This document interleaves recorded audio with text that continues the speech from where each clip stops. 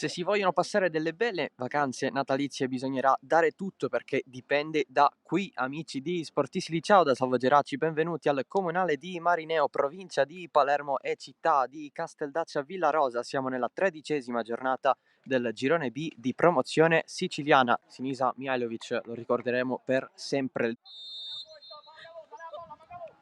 La battuta dalla distanza, pallone che non esce di moltissimo, ci ha provato in questo modo Simone Lombardo.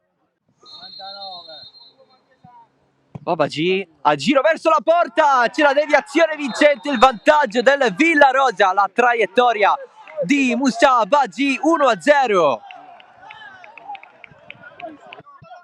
Babagi, Bangura la gira per Zongotinga, calcia col sinistro. Dopo una maggiore confidenza del Villarosa con il campo, va avanti Fernandez, superando così l'avversario, mette il cross in mezzo, c'è il tiro al volo! Che gol di Voltaggio! Il pareggio del Città di Casteldaccia con il classe 2003, 1-1. Va Lombardo, calcia lui sempre a giro sulla traversa, ancora Macaluso. Non è entrata questa volta. Tutti in mezzo. Pallone prolungato, Zongotinga si abbassa anche con il corpo, Zongotinga potente, Macaluso chiama lo schema, va Cimino, secondo palo di Blasi,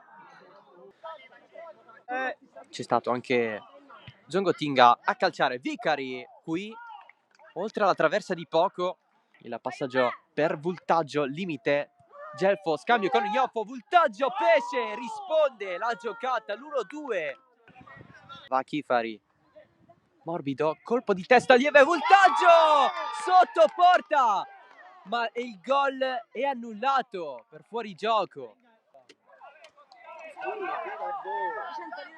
C'è già la battuta, Gelfo, c'è il tiro, palo,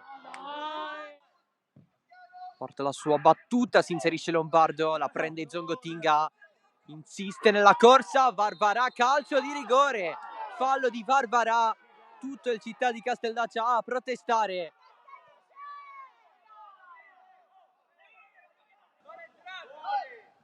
Lombardo, potente a battere Macaluso, il Villarosa di nuovo in vantaggio con Simone Lombardo.